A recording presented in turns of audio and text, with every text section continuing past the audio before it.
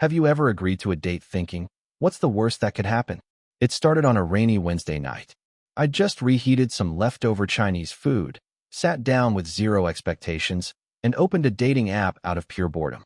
Swipe, swipe, swipe. And then, Sophie. She had this wild, curly hair that looked like it had its own rhythm, a smile that was equal parts sweet and suspicious, and captions that didn't try too hard to be clever.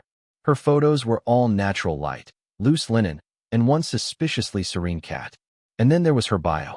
Spiritual explorer, plant-based alchemist, aspiring forest witch. Let's talk energy, not small talk. I know what you're thinking, Ron. But I didn't.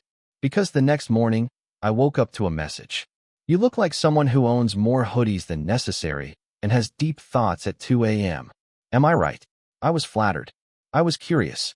And I was right. We messaged for about a week.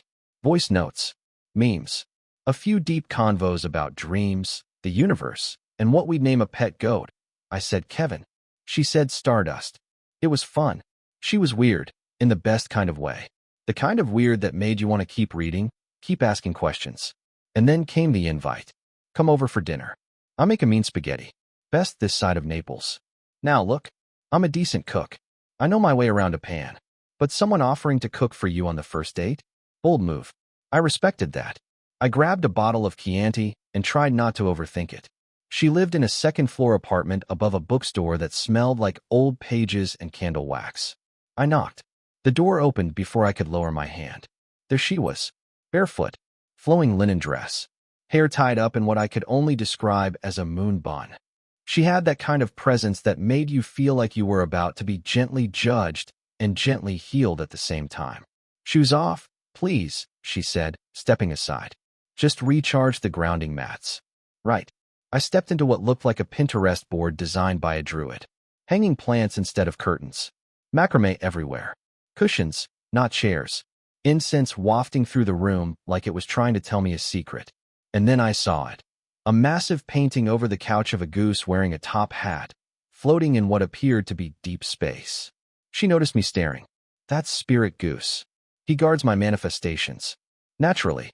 She handed me a mason jar filled with something green and slightly carbonated.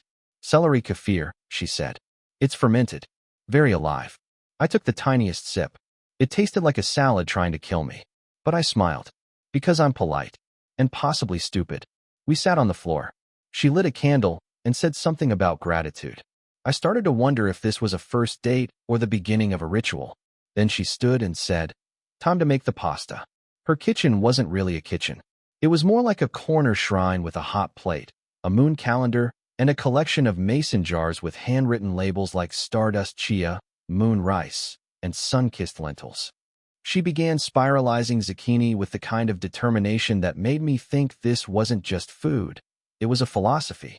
Just to clarify, I said, this is the spaghetti? She beamed. Zoodles. Cooking kills the enzymes. She tossed the noodles into bowls and whipped up a sauce from blended cashews, lemon juice, garlic, nutritional yeast, and something she called moon water.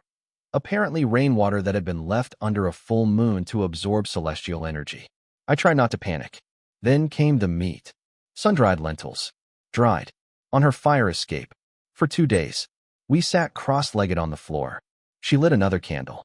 I took a bite. It crunched. Like, aggressively. Trail Mix had entered the chat. She was halfway through telling me about her cat Binks, who, according to her, was a Pisces rising and once received Reiki healing for anxiety, when she suddenly stopped. She tilted her head. You're being very polite right now. I paused, mouth half full of something that tasted like guilt and tree bark. Is that a compliment or a cry for help? She burst out laughing. A full-on, eyes-watering snort laugh. The kind that breaks tension and changes the energy in a room. God, she said. This is the worst date food I've ever made. I was trying to impress you. I thought if I went full me, you'd be into it. I looked around at the moon water, the goose painting, the compost bin named Carl. And I smiled. I'm into it. I'm into you. The zoodles can burn in Carl. We tossed our bowls into Carl. She opened her food delivery app like a warrior accepting defeat. We ordered pizza. Real pizza. With cheese, sauce, crust, cooked with fire like our ancestors intended. We ate it on her little balcony, sitting on a blanket under thrift store string lights.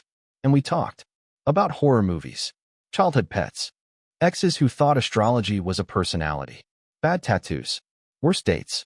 She was funny. She was weird, sure, but she was sharp, thoughtful, completely herself in a way that was rare and refreshing. She admitted she'd been ghosted before after being too much.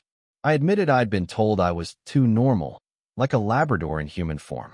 And that night, we met in the middle. Weird and normal. Pizza and zoodles. Binks and Carl. It's been 8 months since the spaghetti incident. Binks still hisses when I sit in his meditation spot. But he tolerates me. Sophie says that's progress. I even got to name one of her crystals. He's called Craig, and he sits on my nightstand. We cook together now, real meals. Sometimes plant-based. Sometimes pasta-based. Sometimes both. And every so often, Sophie will pull out the spiralizer, hold up a zucchini and say, "Should we test fate?" And I'll gasp, clutching my chest. Not again. And we laugh. The first date? Total disaster. The second? A little better. Now, we're figuring it out. Together. And the zoodles? Still awful. But the girl? She was worth every crunchy bite.